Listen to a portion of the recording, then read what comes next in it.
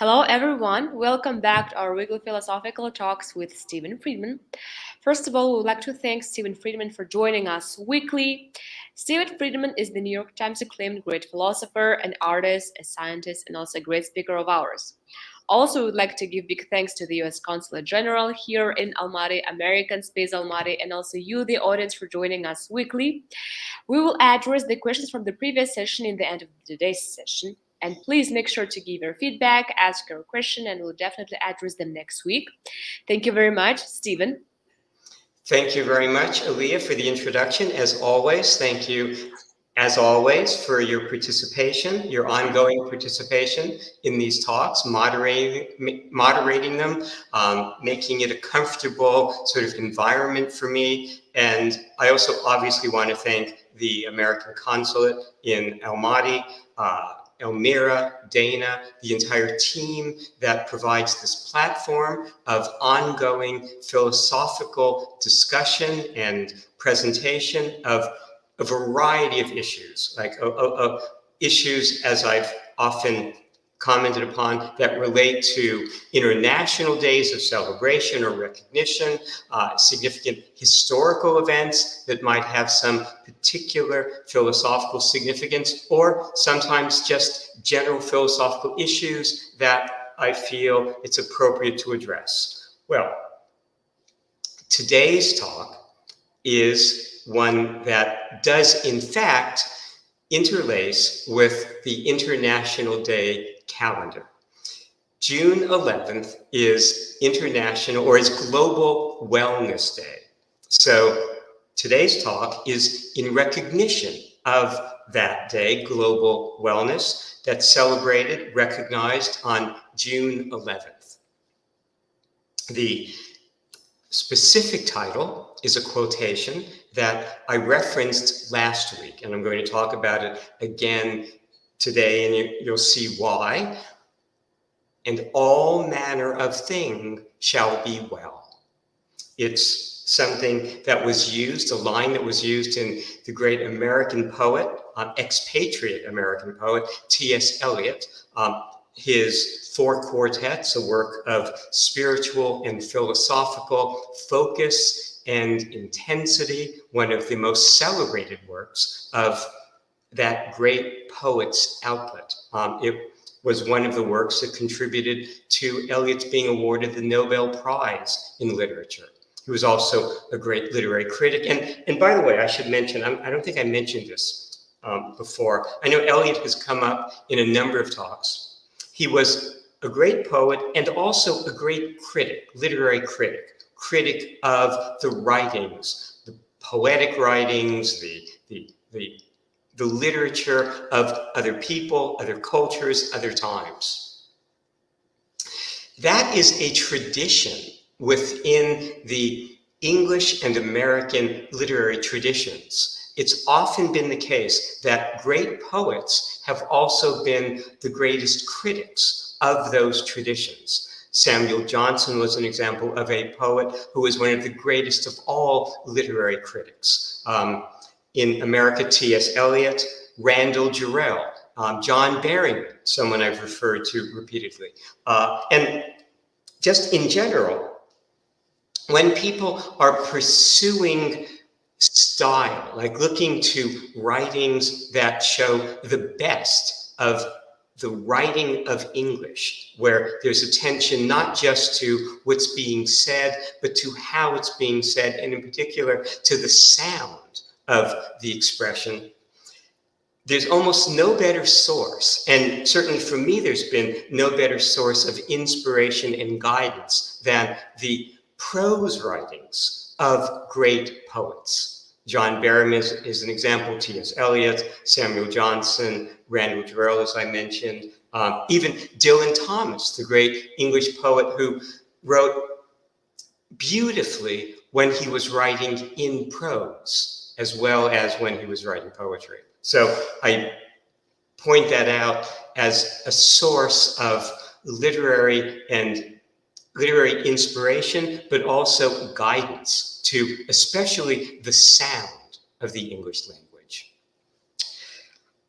Okay, that line, and all manner of things shall be well, is the second part of a line that is attributed to a 14th century English mystic, anchorite. Anchorite refers to somebody who has withdrawn from the world in order to pursue mystical union with God.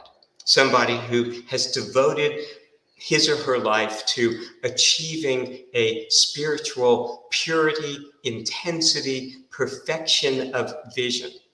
Well, anchorites were especially prominent in England, among other places, but in England during the Middle Ages, at around the time that Joan of Arc was alive.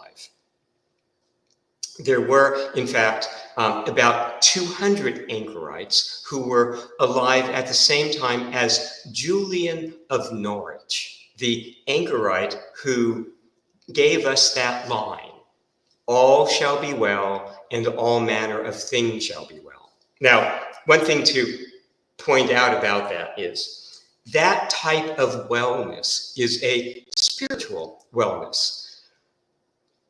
I don't use that concept, spirituality, within my philosophical work. Philosophy is interested in explaining things clearly, rigorously, not in mystical terms or poetic terms or spiritual terms. It wants to find an explanation for the spiritual in more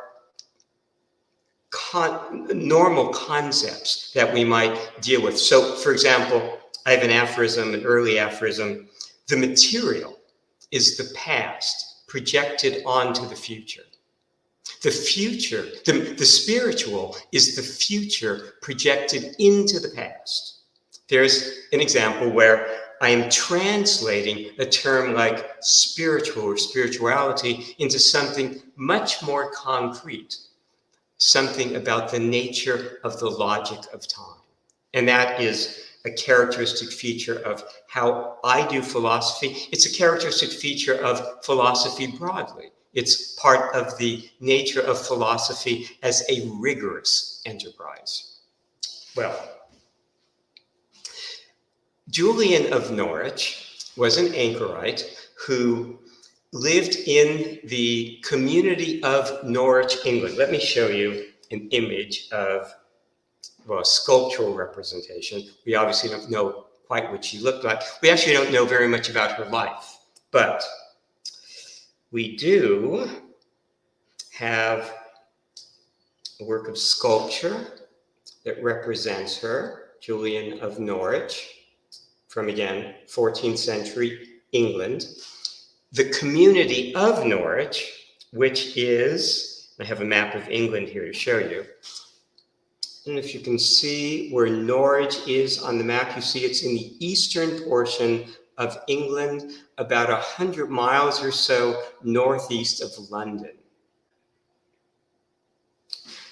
One of the interesting things about Norwich is it happens to have been a military base during World War II, an Air Force base. My father was in the 8th Air Force during that war. He was stationed at Norwich. Turns out there is a church that Julian was affiliated with when she was alive. She was an anchorite living in a portion of this church. And let me show you what the church looks like. It exists to this day. That is the Church of St. Julian in Norwich, that Julian of Norwich, the mystic, the anchorite, lived in a room of, a cell of. Now, it turns out that room, that cell, that portion of the church was actually bombed and destroyed during World War II.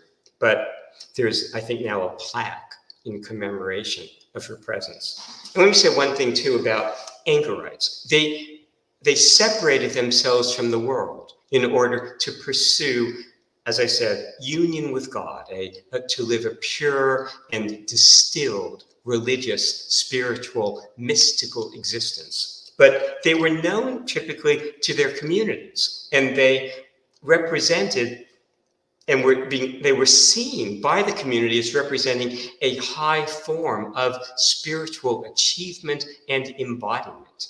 And so they were often sought out for advice, for guidance, because, again, they had a firmer, a deeper communion with spiritual truths than the typical person still engaged in the normal life of the time.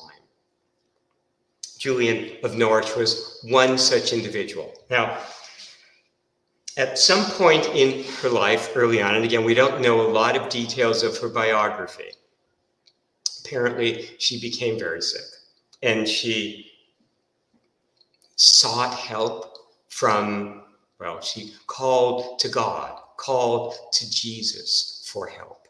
And supposedly she received what's called a visitation, a vision of Jesus, who said to her those words for which she's famous and that T.S. Eliot quotes so powerfully, in the conclusion of his four quartets. And all shall be well, and all manner of thing shall be well.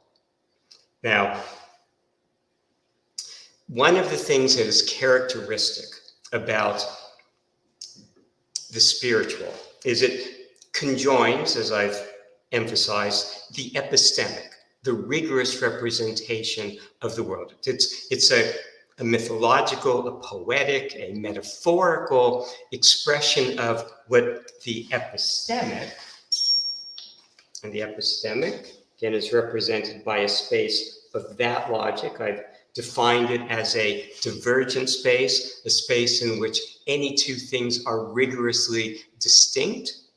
It's the basis for dignity of individual existence. It is the way in which we exist at all, in difference from everything else, everyone else. I've defined rigor as the limit of difference. And I've often referred to that line from Shakespeare that Wittgenstein was drawn to: all teach you differences.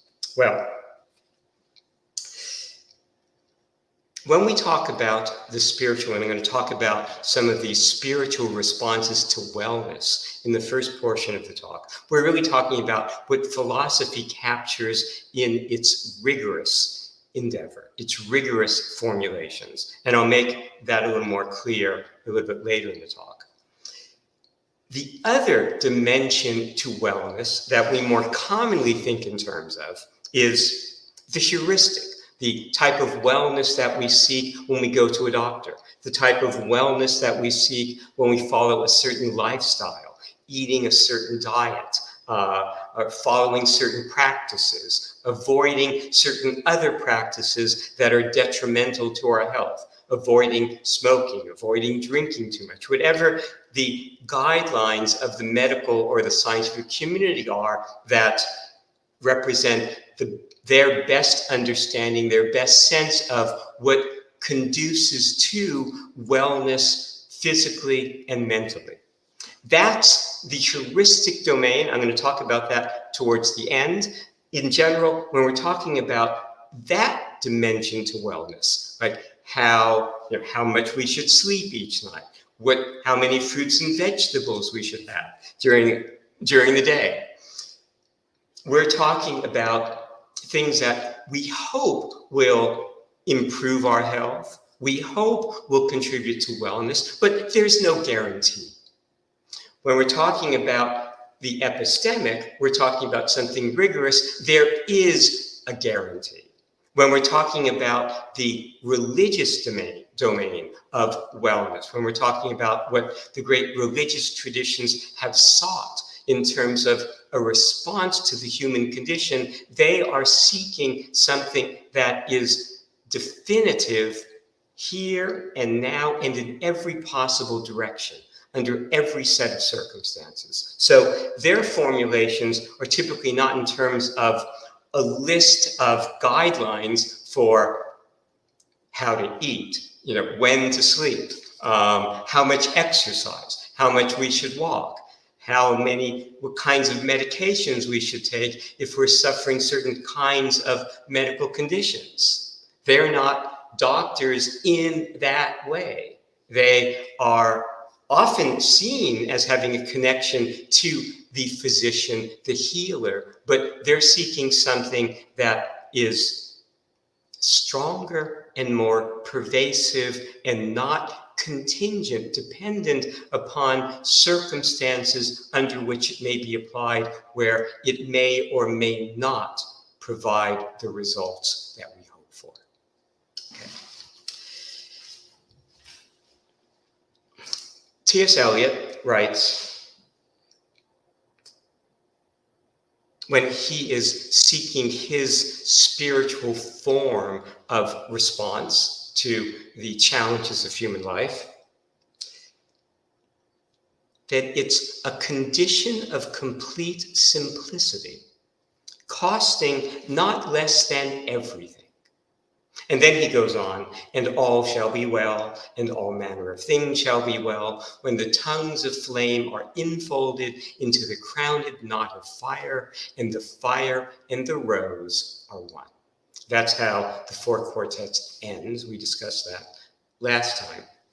But what we didn't talk about was the beginning of that passage, a condition of complete simplicity, costing not less than everything. That, in general, characterizes all of the great solutions, great responses to human life, human circumstance, the world we're encountering. Even in the realm of physics, Einstein's celebrated formulation, E = mc² is profoundly simple. He sought something of that level of simplicity because that satisfies our demand when it comes to a complete solution.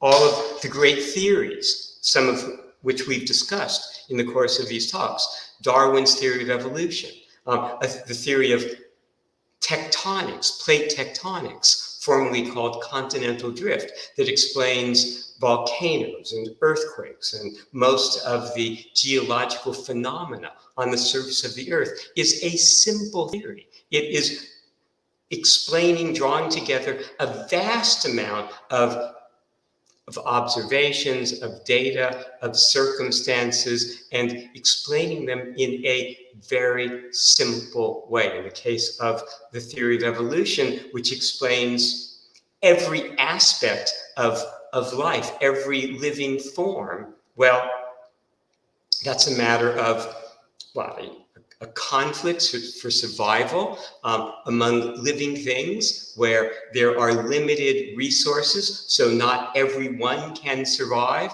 And so the best adapted to a given set of circumstances will be the ones that flourish. And as variations arise that give certain organisms an advantage over others, those are the ones that carry the direction of the species forward.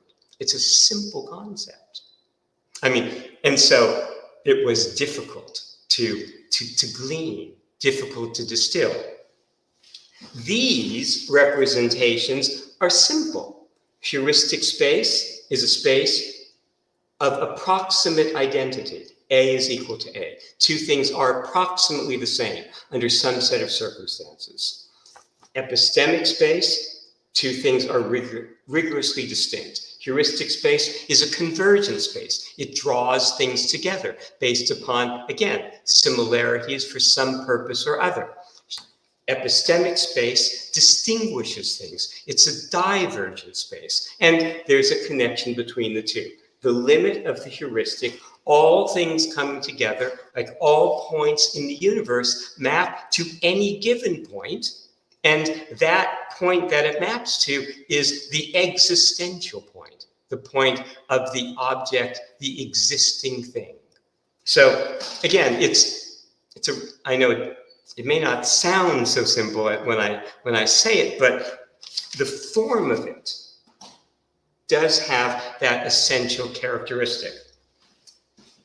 It's in the nature of all spiritual responses that they ultimately take a simple form. The concept of God bears that simplicity, that all things converge on God. All things become one thing, within God. That's what a person seeking mystical union with God is trying to experience, that universal convergence into that concept of divinity.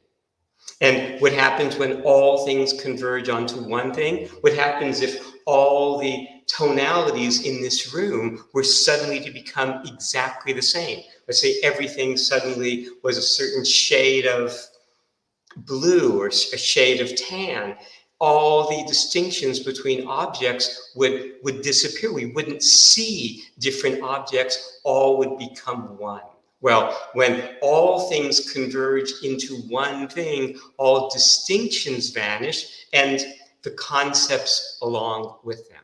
That's how the concept of divinity basically strips the world of concepts. That's what the nature of mystical union with God is. It's not an experience where you are seeing things.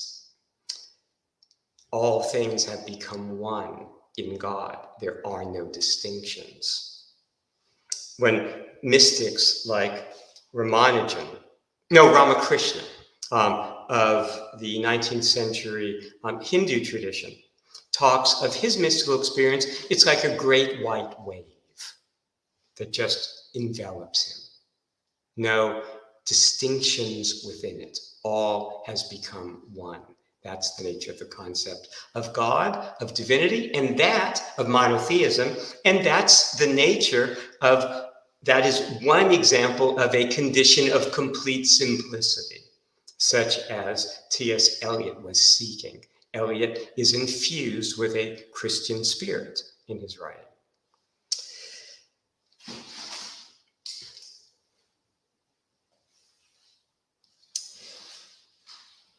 So, one of the aspects of the pursuit of wellness within the religious traditions of the human race is this interest in a complete solution, a definitive solution, a simple solution that's able to address the worst of human circumstance, every possible human challenge. Again, you can see the demand is much greater than the demands within heuristic space where we're trying to decide how to create a certain object, how to cure a disease, a single disease. Here, within the religious vision, we're trying to achieve a result that undermines every possible type of illness, disease, dissatisfaction. It's ambitious, right? And in general, the only way that those results are achieved is through some type of analysis that ends the concepts.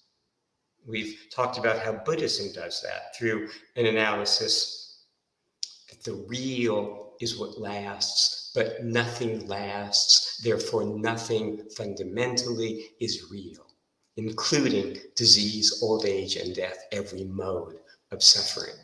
But again, it's a simple solution that applies universally. That's the magnitude of the wellness that's being aspired to. One example of that I've referred to before is that of Martin Luther, the Protestant reformer, the 16th century Protestant, German Protestant, creator of Lutheranism. Luther was motivated by dissatisfactions with the prevailing form of Christianity, the dominant form of Christianity that under the control, the aegis of the Pope and the Catholic Church. Luther lived within the time of where sacraments were important. And one of the important rites within the Catholic tradition was that of confession.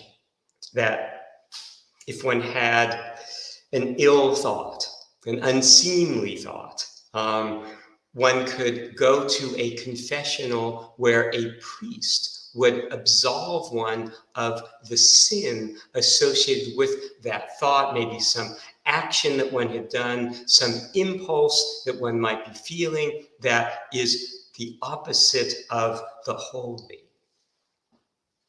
The idea being that if one dies without having been absolved of having had that thought or had that impulse or undertaken that action, one could be damned, one could go to hell. Well, Luther was living in a monastery. He was devoted to the religious life. He would go to confessional, to confess thoughts and actions that he felt were inappropriate and that he needed to be purged of. He would leave the confessional, and then he would start having bad thoughts again. So he'd have to go right back. Turns out he was never able to free himself from the confessional because he was afraid that he would leave the confessional, he would have thoughts.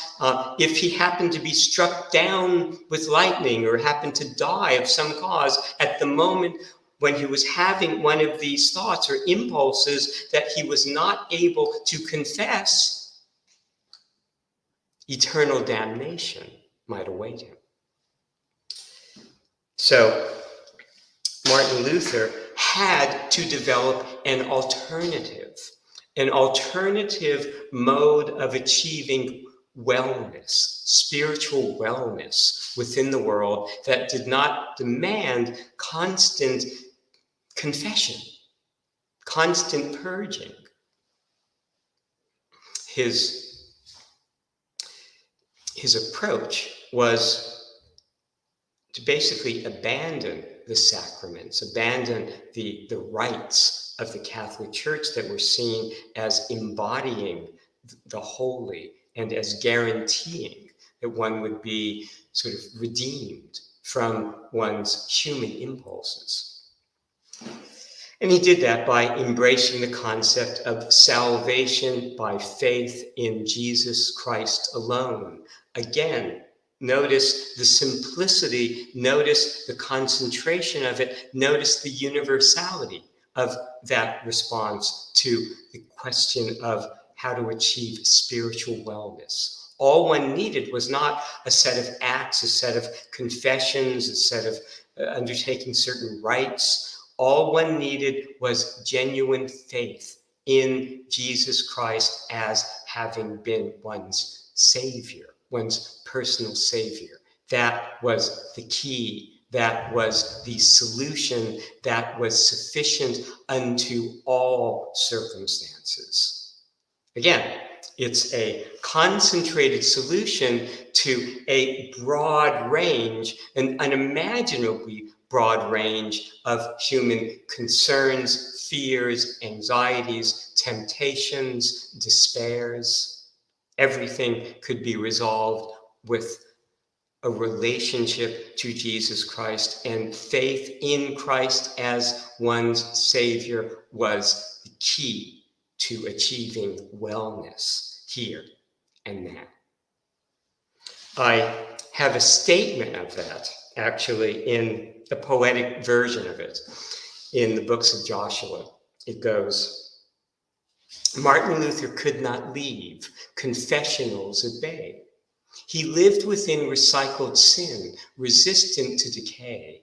Try as he might, he could not fight the curse within the clay. And so did soul and circumstance divert themselves one day. Spirits do not boast, but pay witness to the host. They parse the terror and the horror, not the dolour or the farce, and seek to release a brodequin bone and draperies of flesh from a sparrow's home, elevated and alone. In other words, there are some references there. A brodequin bone was a type of torture. Elevated is a reference to the wheel of St. Catherine, where one is elevated on a wheel. It's another torture device, another representation, image of extreme human suffering or pain that the religious vision has to resolve, has to be strong enough to meet. Again, the ambition to achieve wellness is as high as it's ever been embraced or represented in these religious aspirations.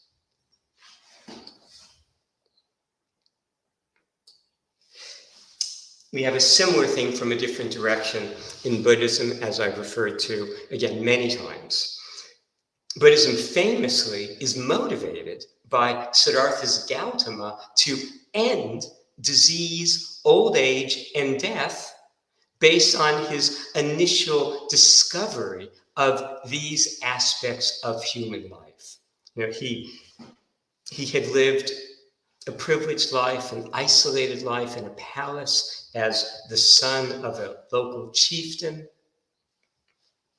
Supposedly, according to mythology, at his birth there had been a prophecy that either he would become a great warrior, a great leader of human beings on the battlefield, or he would become a great spiritual leader of human beings. His father, having been a warrior himself, wanted his son to grow up, in his image. So he tried to shield Siddhartha from the kinds of experiences that might lead him to pursue a spiritual path.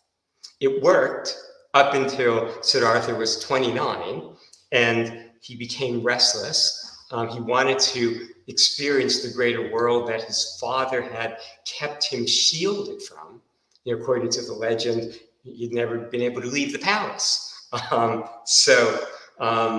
Finally, at the age of 29, he insists. His father prepares the roadways with roses. He made sure that all of the beggars, the elderly, the ill were removed from the pathways, so Siddhartha wouldn't inadvertently be exposed to that aspect, that reality of human life.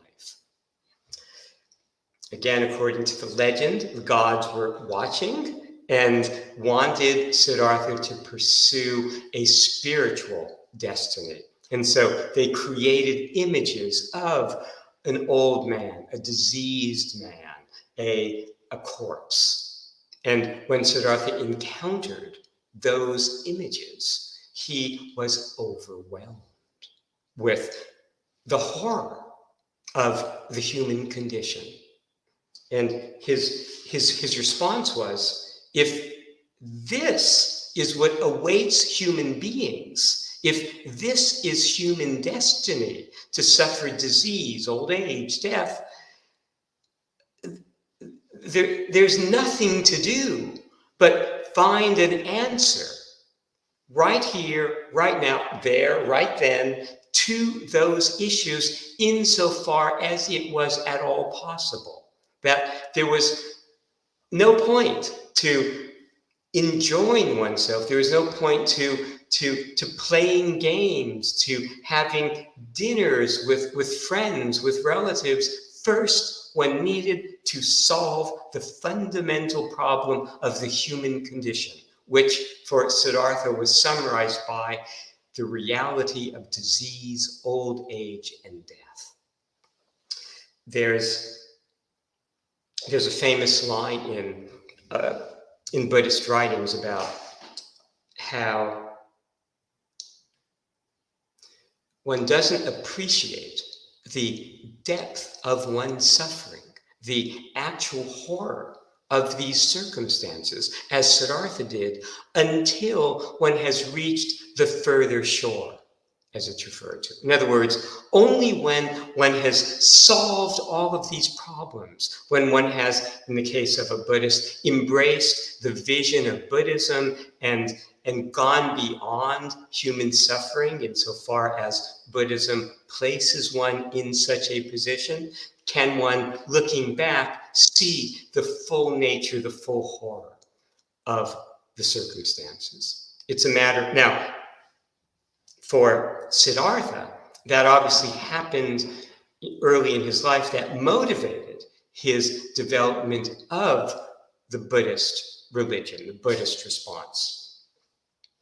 But Siddhartha was spiritually adept, spiritually sensitive, sensitive to these issues that mortality presents. And even Siddhartha did not come to them until 29, according to legend. Now, I know he was supposedly isolated from the world, but it's probably more reasonable to think that he had some sense of the reality of the human condition, but it didn't strike him forcefully until a certain point, when he was 29, and he realized the true depth of the problem that demanded a solution.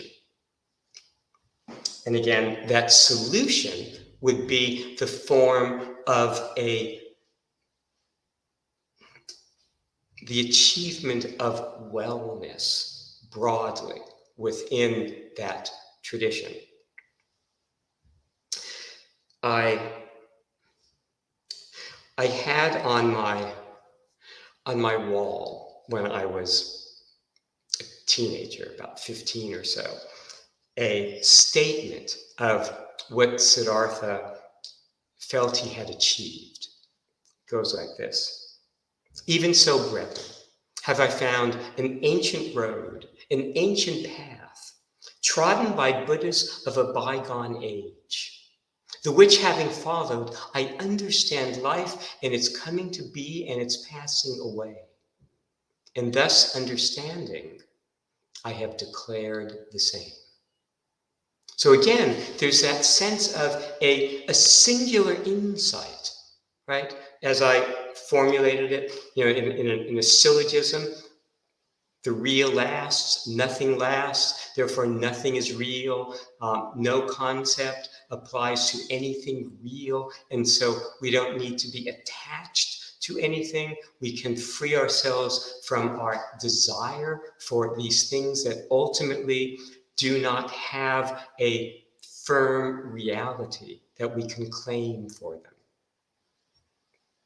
One of the central tenets of Buddhism is that the source of human suffering is desire, is grasping at things. And wellness is achieved when we transcend that desire, that grasping. And the instrument of that transcendence is the recognition that nothing has the power, the reality that we have invested in it.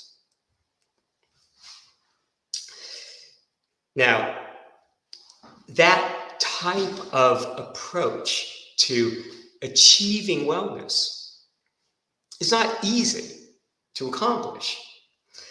In fact, within the Buddhist tradition, it's often said that the only person who fully realized, who fully achieved, the results that he was expressing, articulating, was Siddhartha Gautama himself. I mean, within the later Buddhist tradition was called Mahayana Buddhism. The notion develops that there are many historical Buddhas and so many individuals who have achieved that insight. But in the early stages of the development of Buddhism, it was felt that it was only Siddhartha that it had that clear and pure and definitive understanding that achieved the degree of wellness, of resolution that Buddhism attests to the possibility of.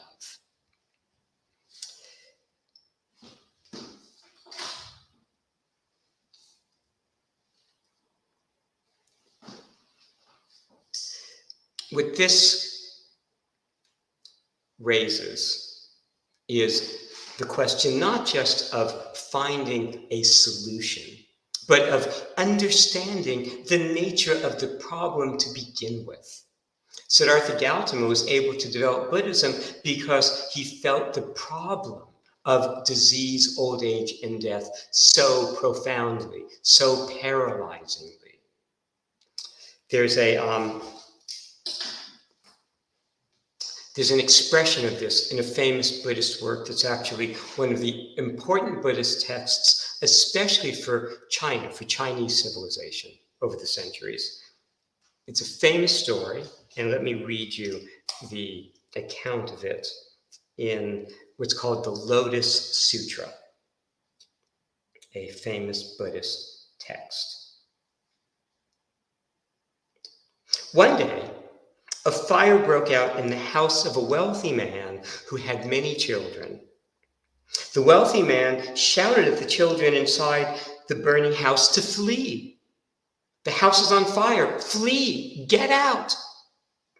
But the children were absorbed in their games and did not heed his warning, though the house was being consumed by flames.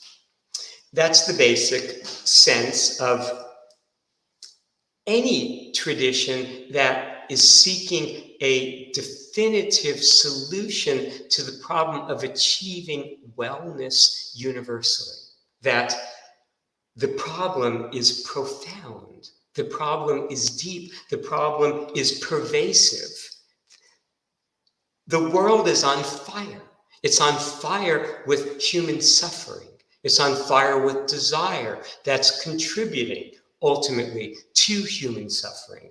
It's on fire with the horror of disease, old age, and death as an inevitable fate, destiny. We need to put out that fire insofar as it is humanly possible. In the case of Buddhism, Siddhartha Gautama was convinced that it was possible. And again, the nature of that solution is the extinction, the putting out of concepts.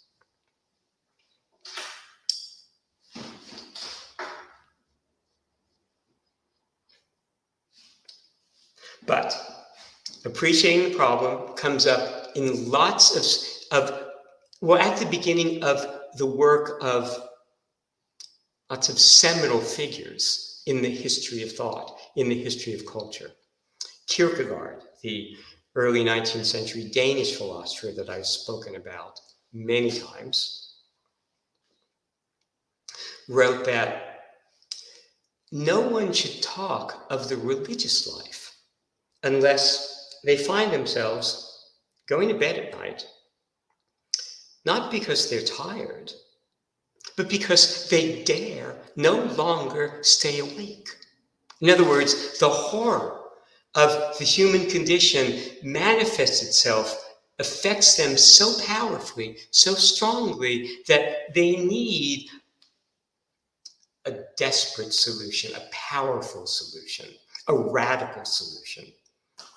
For Kierkegaard, Christianity was just such a radical response, radical answer, that everything in this world does not meet our needs. Only God can satisfy our needs. Only a relationship with God, not with any of the objects, any of the human beings, any of the features of normal experience. I told about that legend of Narada, the Indian seeker who encounters a bush that is vibrating in the wind, and it's the voice of Vishnu that he hears asking him to bring a pail of water. And 12 years later, after his family has been destroyed in floods, Vishnu reappears asking, where is the water? I've been waiting more than half an hour. The idea being that this world, the world of human experience within the Hindu tradition, is fundamentally, in some way, an illusion. that the reality is with God, with Vishnu, with a relationship with God. That's the type of thing that Kierkegaard sought. Einstein famously emphasized that it's the questions, it's the problems that are more important than any of the answers that we provide. All of the answers have to be stimulated by the problem. So, I've given the example also in the past of Newton, similar type of relationship to the significance of the problem of human suffering, the problem of disease, old age, and death. In the case of Newton, who was not seeking spiritual solutions. Well, he was in his personal life, but he was seeking them through a relationship and understanding of the Christian God. But in terms of problems, we know the famous story of the apple, falling from the tree that stimulated Newton's thinking about the nature of gravitation and led to the new physics that would become the scientific revolution that led to the Industrial Revolution, that is responsible for most of us being alive today. If there hadn't been a scientific revolution and there hadn't been a subsequent Industrial Revolution, most of us would never have been born. The human population would not have expanded to the degree that it has. But Paul Valery, the poet, wrote in relation to Newton, everyone could see that the moon does not fall. Everyone except Newton. Newton saw the fact that the moon did not fall as a problem because gravity, to his way of thinking, should extend not just to an apple in a tree, but to the moon. That created a problem that his physics represented the solution to. So without the problem, you don't have the motive force to move forward.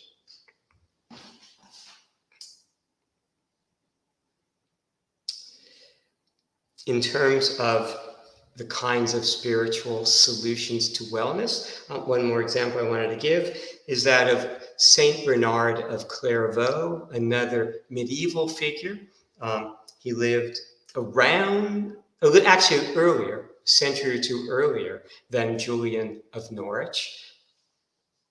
But again, he attests to the nature of wellness as represented within these religious traditions as something that is highly distilled, highly simplified, and universally applicable. So it's a vision, it's a position, it's a point of view that solves not one or two problems, but all problems. He wrote, "My teachers are the apostles. They have taught me to live. Do you think it a little thing to know how to live?" And of course, what the apostles taught was a relationship with Jesus Christ and with God, kind of relationship that Julian of Norwich was seeking. There's a section in the books of Joshua where I summarize some of these impulses towards a broad solution to achieve a wellness in our circumstance. And I'm going to read that. You'll hear references within it to the examples I've just given, so you hear a poetic representation of what I've just been saying. Okay. Now, and in the books of Joshua basically is my alter ego, right? So everything in the books of Joshua is true, but it's told through this persona, Joshua. Joshua would ornament his notebook and his door with epigrams that summarized an ancient wisdom's lore, the kind of wisdom seeking wellness. Galileo protesting despite what the church could prove, that the earth nevertheless continues to move. Galileo's work obviously was important as a foundation for the kinds of questions that Newton would ask and answer.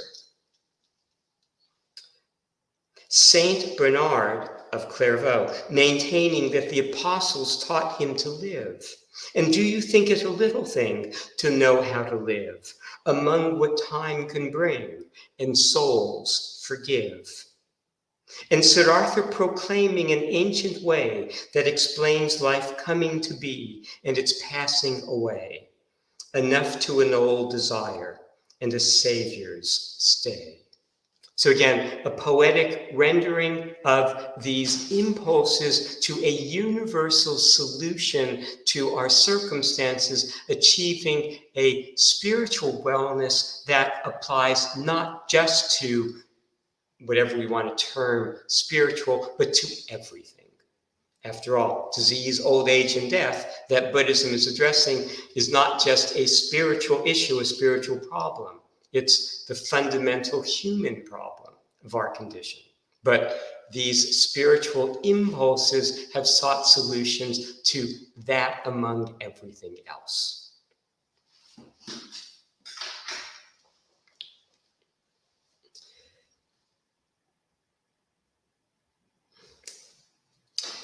And one thing you'll notice too is that paragraph from Joshua was in reference to things that I was putting on my wall, putting on my notebooks when I was a teenager, 14, 15, 16. So these preoccupations have been with me for a very long time. Typically, to achieve distillations like this, it's a long process of development, of distillation. So, there's a famous categorization that the poet Keats, who's another example of a great poet who is also a great critic. His critical writings didn't take the form of critical essays, but of letters that he wrote, to contemporaries of his. But Keats wrote about this concept, negative capability. Negative capability was the ability to retain a problem in one's mind without rushing to a premature solution. All of these individuals, all of these, the solution of a Martin Luther, the solution of Siddhartha Gautama, the Buddha, were achieved not instantaneously, but over a period of time. They had to develop, they had to gestate. In the same way, my philosophical results had to gestate, distill themselves. E equals MC squared, came out of a long period, over a decade of actually about 15 years of gestation, beginning when Einstein was about 11 or so, and starting to speculate about the riddle of the world and the nature of light. So these processes, these avenues to wellness typically have to form themselves, right? They're not usually a matter of a moment of insight or inspiration. There might be many such moments along the way, but it's ultimately a matter of not rushing to a premature solution. In the case of Siddhartha, it took him about 7 years of investigation of all the different types of spiritual approaches and responses, to the human condition that were known in his time before he achieved his final formulation that became Buddhism. So these solutions are strong because they have been distilled over time and they've resulted from a strong and clear recognition of the problem and an unwillingness to accept a solution that doesn't rise to the full extremity of the problem.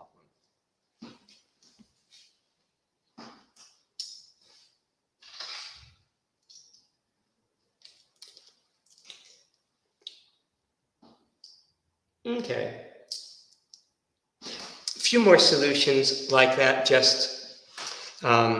These have been favorites of mine that helped in the development of my philosophical work. Meister Eckhart is somebody that let me show you some images.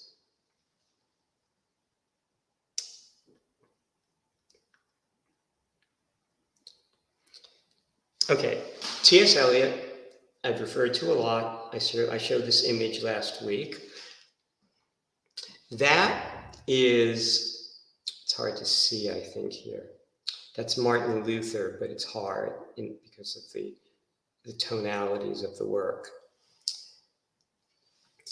Siddhartha Gautama, the Buddha. I mentioned Kierkegaard, that the religious results from a desperate response, a desperate need.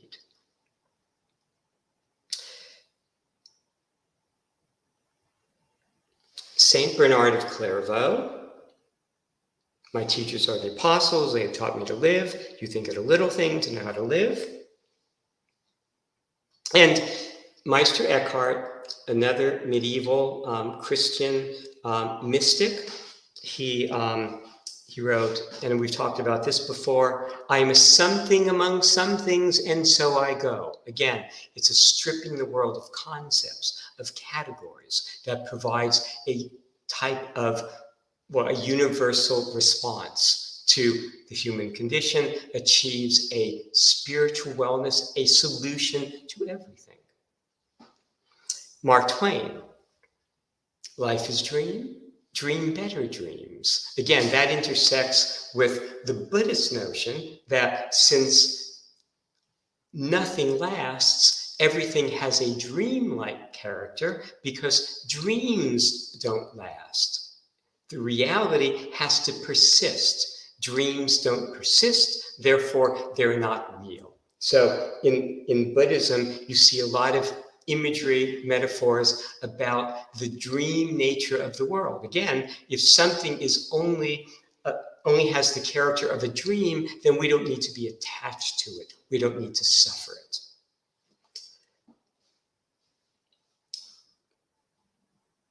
Okay. I mentioned at the beginning T.S. Eliot, right, and his use of, and all shall be well, and all manner of thing shall be well, as a kind of a summary of this spiritual attempt to achieve wellness, to achieve a universal solution to our circumstances. There's a commentary on T.S. Eliot's Four Quartets that I read a little bit from last time. I want to go back to it again because I want to show how the spiritual can be, how the impulses of the spiritual actually are achieved rigorously through the type of philosophical analysis that I've been presenting and discussing with each talk. Here is the commentary on T.S. Eliot's Four Quartets, on that a condition of complete simplicity, costing not less than everything, and all shall be well, and all manner of things shall be well, when the tongues of flame are infolded into the crowned knot of fire, and the fire and the rose are one. A metaphorical statement of a solution or hoped for solution. Here is what a contemporary writer has commented by way of explanation. The dead in his poem, he has references in his poem to figures that are now deceased, with their words, tongued with fire, offer an alternative set of possibilities for the poet seeking to escape the fetters of reality. Well, we see that in all of these traditions that are aiming for a kind of wellness, they're trying to escape something that is trapping us, the condition of mortality that we are trapped in. But We can firmly escape that through, again, these categories of analysis, right? The epistemic is one in which no categories exist at all. No categories persist at all. All of the conceptualizations fall away. He goes on here, by going to a place where prayer has been valid, Eliot proposes that imagination and a little faith can conquer the strictures placed upon man by time and history, and that escape is always possible. Philosophically, there's nothing in the past that has to constrain us. The past cannot guarantee the future. The future decides the past. And beyond that, any distinction between any two sets of circumstances means that what is applied to one does not rigorously apply to the other. So whatever has been true of the past, of human beings in the past, need not be true of any of us, any human being now, today, because of even a single distinction between our present circumstance and our circumstance yesterday or the day before. That's the nature of rigor. Rigor through difference frees us from what we think has to apply because of approximate similarities. Remember, in heuristic space, A equals A, two things are approximately the same, so we think that what applies to one thing will apply to the other that's identical to it. But within epistemic space, there is no identity. And so there are no set of conditions applying to any one thing that rigorously applies to another. And so that's true also of our relation to the past. We don't have to seek a relation to God. We don't have to seek faith. We don't have to seek a system of belief in order to free us from any constraint that we imagine the past to impose. We just have to embrace the rigor of our circumstance, that the present is different from the past. In many ways, any one of those ways is enough to mean that the past, any aspect of the past, does not rigorously apply, does not enchain us. We wallpaper the future with prints from the past. We then marvel at our dissatisfactions. Rigor is stronger than those temptations, those constraints, that self-imposed set of limitations.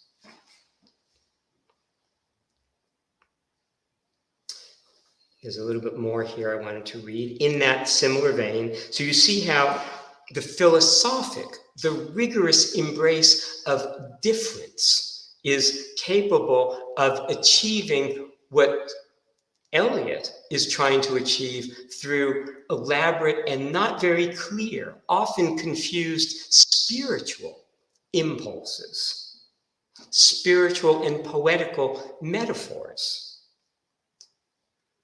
Another reference here.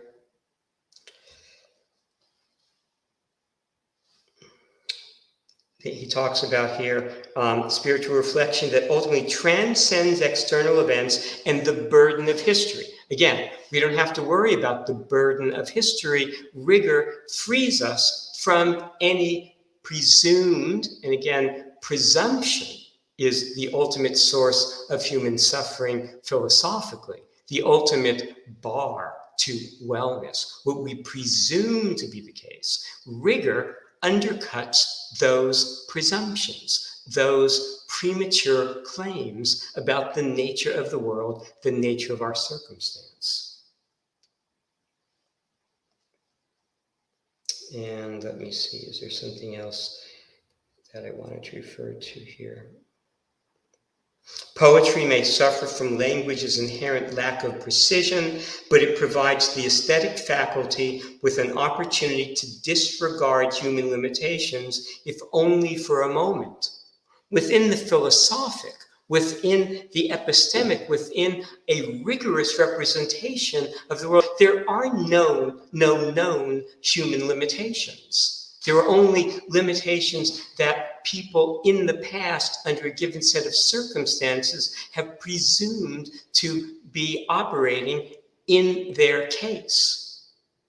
We cannot rigorously attribute any presumed set of limitations to our present circumstances.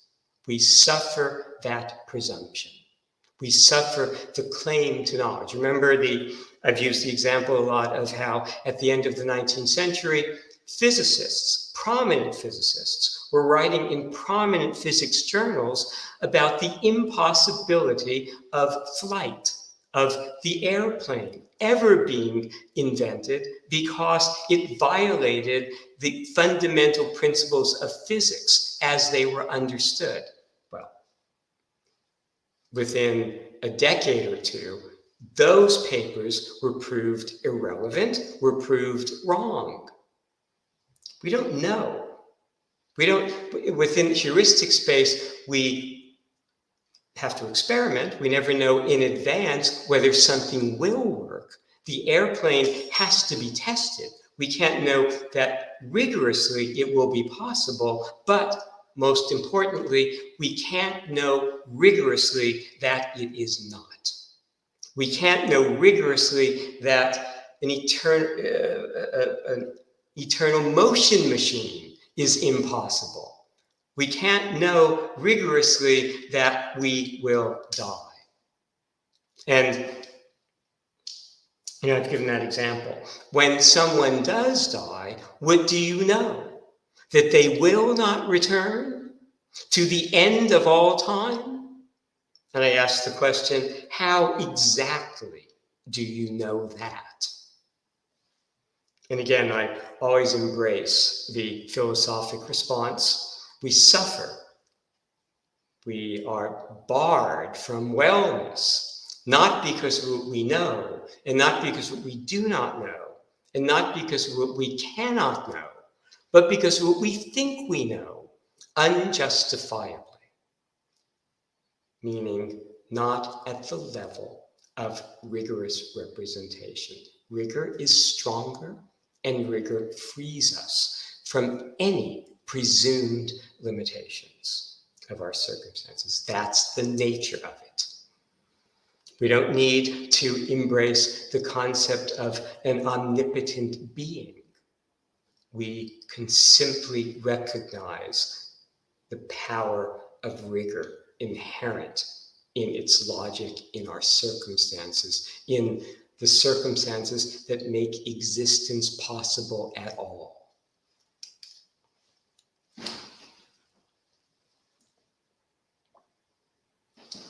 So, we get the sense, I think, that philosophy is able to achieve, through its rigorous elaborations, the type of resolution to our circumstance, and this has been the theme of these talks, that religions aspire to, or that poets yearn for and write about in metaphorical language, as T.S. Eliot does, or mystics write about in various types of spiritual imagery. Philosophy is only concerned about rigor, only concerned about the nature of distinction, only concerned about what claims we can legitimately make, not those that we embrace for any other possible reason. And the philosophical analysis of the source of human suffering is that it is the embrace of premature assessments of the world, the projection of the past and what's happened in the past into the future that ultimately encapsulates the source of human pain, human suffering. There are some aphorisms that sort of express that. An early aphorism of mine: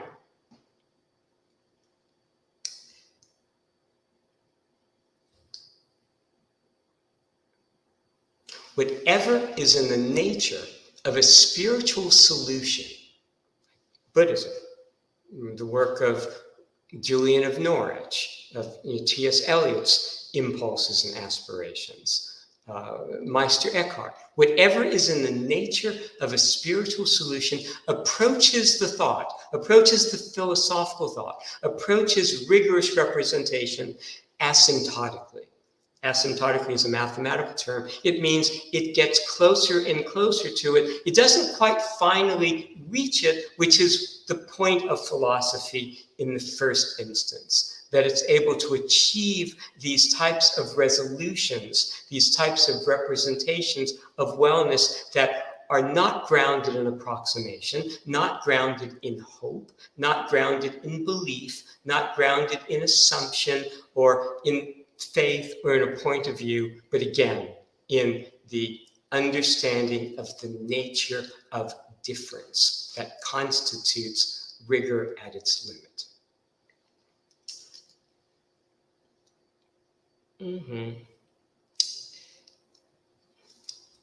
One summary of that is in the books of not in the books of Joshua, in Phalaris's Bull, the play I did in New York. Philosophy is singular to answer the horror now and to the beginning and end of time with one question. Is our logic stronger than our pain? Outside of faith, belief, opinion, theory, assumption, the provisional, there are only two solutions to the world. One is the philosophical, the other, the technological. But endless life doesn't solve the riddle of the world, it just prolongs it. So in the end, philosophy is the only solution. Steve Jobs intuited this when he declared, "I would trade all my technology for an afternoon with Socrates." And what did Socrates have to teach? What would Socrates have taught him? Basically, what I distill in that aphorism. We suffer not because of what we know, not because of what we do not know, not because of what we cannot know, but because of what we think we know, unjustifiably. We presume more than we know to the end of time. We suffocate under premature senses of reality. Philosophy lets us breathe again.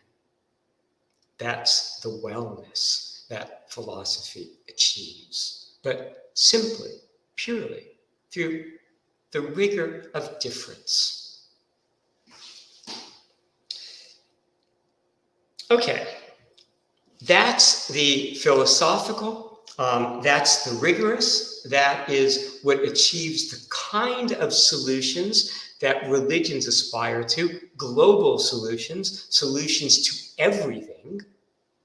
But there's the other category of wellness that we pursue, the wellness that we attempt, to achieve by, as I said, eating well or going to the doctor, having our aches and pains attended to, or disease processes interrupted.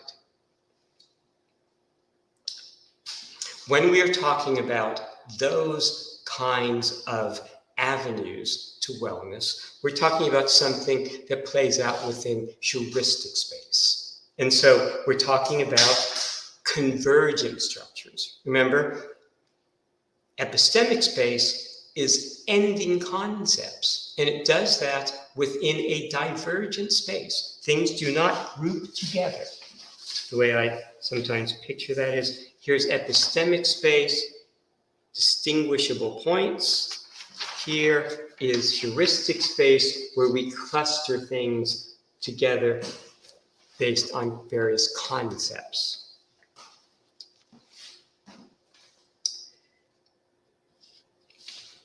The governing functionality of heuristic space is convergent. If we want to create a chair, we assemble it out of parts. We want to build a rocket, we assemble it out of parts. A computer, assembled out of parts. An artwork, assembled. A work of literature, a poem, a play, assembled out of ingredients, parts, components, whatever those individual components happen to be. If we want to create a vaccine, we work in a laboratory.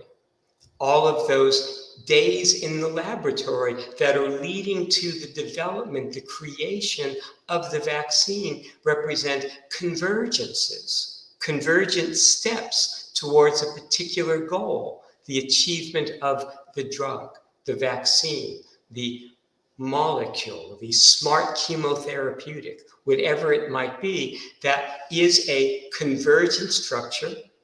Things have been brought together in achieving it. It has parts. It has been assembled. And those parts, over long periods of time, it often takes years. Even in the case of COVID vaccines, they were developed quickly, within a year, because of the many years of work that had preceded them. So these are convergent processes, the things that help us within heuristic space, the created objects, the drugs, the approaches represent things that are brought together, convergences, the opposite of the nature of rigorous philosophic space that's divergent. In the case of achieving wellness, in that heuristic context, we can look to technological achievements like a vaccine that represents convergences of enormous amounts of individual human effort. Lots of people work on a vaccine. Lots of people spend many hours of many days, of many years in general, moving towards a given result, a given technological achievement. And all of those individual steps, all of those individual efforts represent the things that are coming together to form that final product, that final result that may be effective, but we don't know in advance, right? It's not something that's rigorous. It's operating within heuristic space, a convergent space. And so we have to test it.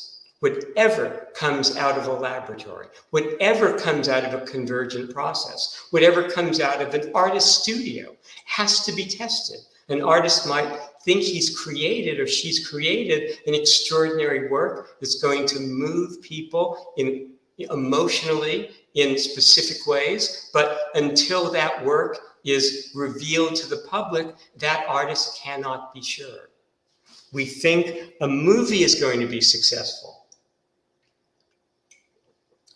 We never know for sure in advance. That is the nature of any heuristic object, any object in general, where objects themselves are the result of convergent processes. An object is something that's bounded. A book that has boundaries. There's the object and there's the surround. The boundaries are formed elementary of convergences. Like, imagine a boundary on a map. What do we see? We see two spaces or two regions coming together. A boundary is minimally an elemental convergence of two components, two things coming together to form an interface. But a convergence that, again, in the case of any technological result, has to be tested. Now, if we don't have a given technological result that can help us, let's say if we don't have a vaccine, then we have to go with other approaches that involve numbers, a different type of number, not the number of days or the number of researchers required to create the vaccine, but the number of people wearing masks, the number of people avoiding contact, close contact with other human beings, the number of people self-isolating, the number of people avoiding certain behaviors.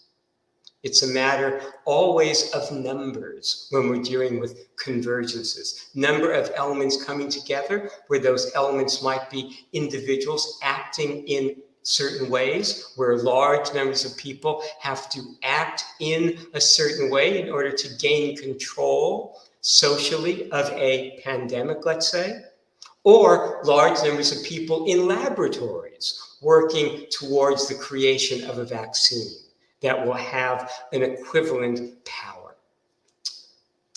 Okay, let me see how much. Oh, okay. I'm getting close to the end. Let me just, I'm going to have a few more comments here. Okay,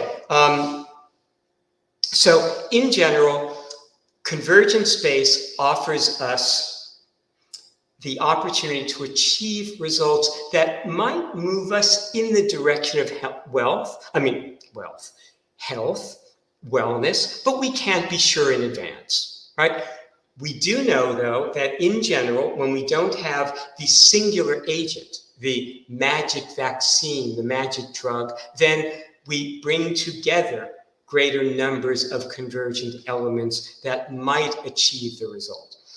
If we don't have the cure for a given disease, well, it's important then that we eat well. And the more we attend to our diet, the better we eat, the more healthful foods we incorporate into our diet, the more steps we take in a given day, the more minutes we spend exercising, the more minutes we spend sleeping up to a certain point, the more we avoid certain deleterious negative behaviors, like smoking. Bringing all of those individual elements together can achieve the kind of result that in a laboratory might ultimately produce a cancer cure, but we don't have that yet.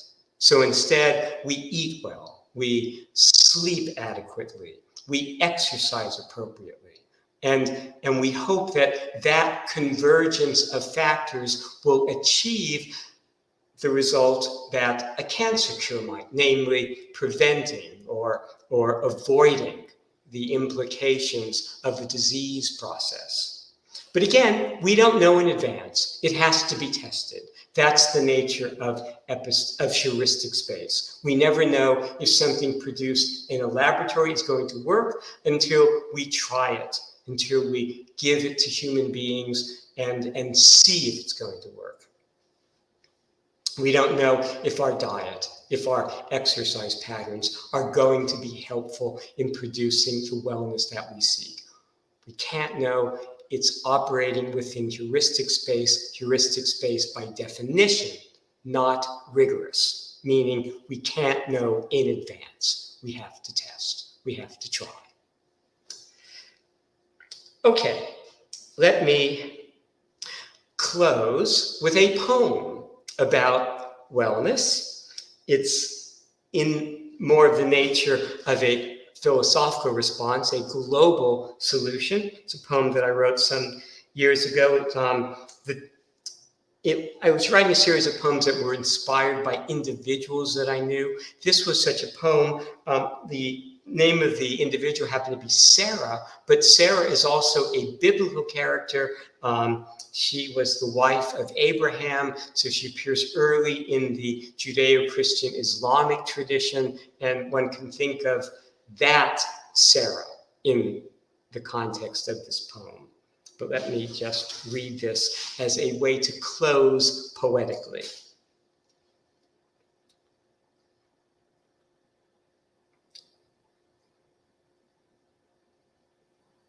Sarah behooves us, often approves us, in kingdoms of liquid to dwell.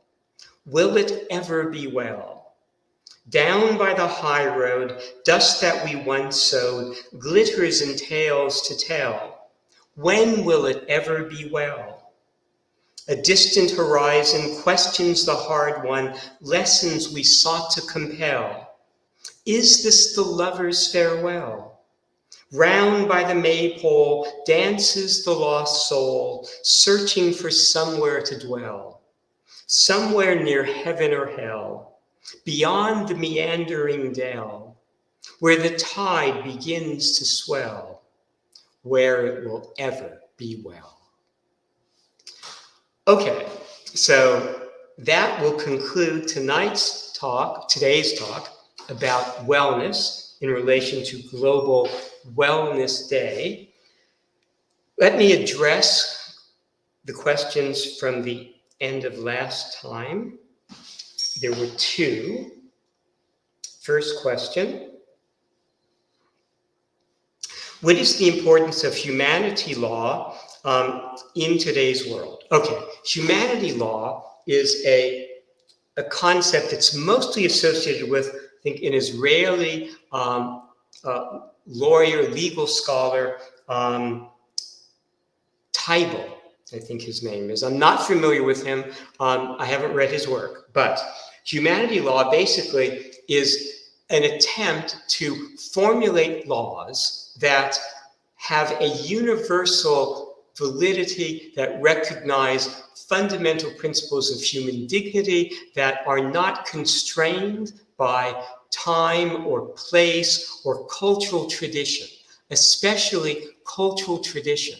It represents a universalizing tendency that recognizes a universality of human dignity and of appropriate ways to treat human beings. One of the responses of humanity law is to cultural relativism. It's an answer to cultural relativism. It says, well, our culture does things this way, and it's got to be okay. There's a famous example that I've given in the past of that. During the Raj, during the British colonial rule of India in the 19th century, there was a governor and a military commander, Napier, who was facing the issue of women being burned alive after the death of their husband, so that they would join their husband in death. And it was a cultural tradition. And the Hindus that Napier encountered wanted to pursue that tradition, but that violated Napier's sense of humanity, as embodied in British traditions, but his sense of humanity. And he told the Hindus that wanted to carry on that custom, "You say it is your custom to burn widows. Very well. We too have a custom. When men burn a woman alive, we hang them. Build your funeral pyre. Beside it, my carpenters will build a gallows. You may follow your custom, and then we will follow ours." That's an example of the kind of thing that humanity law is aspiring to, a universality of representation of law that applies independently of the cultural traditions of time and place. And it's consonant with the general movement towards generalizing tendencies of thought and reputation and representation that we've seen since the Enlightenment, right? Where categories within society that used to be feudal categories of class distinction are replaced with a general category of citizenship and equality of rights. Humanity law is similar. Instead of recognizing individual characteristics of the law for a given culture, it tries to embody a sense of something that's universal, that embraces human dignity. Okay, so obviously relevant in today's world where there's greater interrelations among cultures and there's a recognition of a universality of cultural impulses. How do we implement the historical events to today's philosophy? Okay, well, again, when we're talking about using history, we are talking about something heuristic, right? The past can never constrain the future. It can be a guide, but it can only be a guide heuristically. It might help, We might see parallels in a given situation that might lead us to conclude that doing something similar will produce a similarly positive outcome, or doing something similar will produce a negative outcome as in the past, and so we want to avoid that outcome. But keep in mind, whether we apply something from the past as a guide to the present or the future, it will depend upon a heuristic consideration, which is the number of similarities between past and present circumstances. But no matter what the degree of those similarities, we can't guarantee that the past will be a valid guide, because any difference between past and present, and there are always many differences, means that rigorously the past cannot apply. It may, but even more deeply,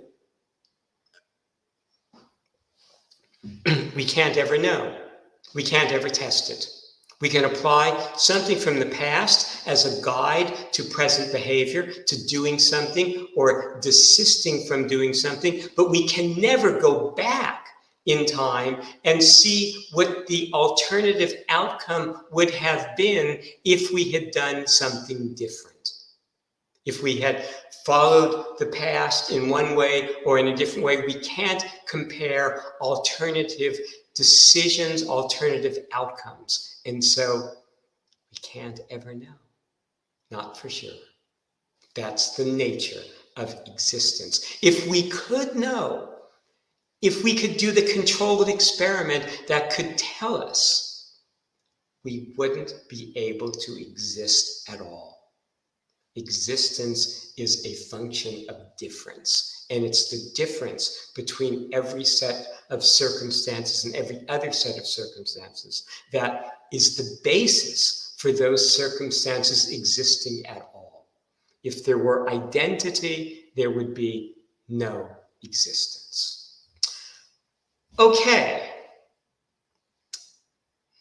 well, that will conclude this week's talk. Aaliyah will probably be joining us again shortly. Oh, there's Aaliyah. Thank you very much, Stephen, for answering the questions. We again have the questions from Yerkan. Yerkan, thanks for joining. We will definitely address them in the end of the next session. Thank you all very much for joining. Again, we would like to thank Stephen Friedman for being with us today, and the U.S. Consulate General here in Almaty, and then American Space Almaty, for organizing these talks. Thank you all very much, and see you all next week. Goodbye. See everyone next time. Bye-bye. Thank you again. Okay, bye-bye.